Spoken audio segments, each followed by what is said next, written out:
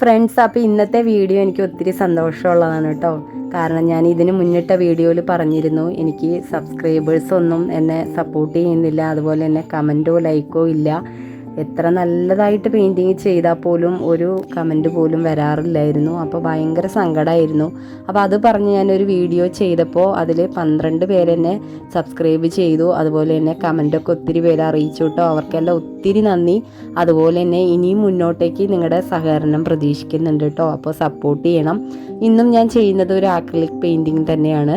ഒരു സീയുടെ വ്യൂ ആണ് കേട്ടോ ചെയ്യുന്നത്. പിന്നെ അതിലൊരു ചെറിയൊരു ബോട്ടും, അത്രേ ഉള്ളൂ.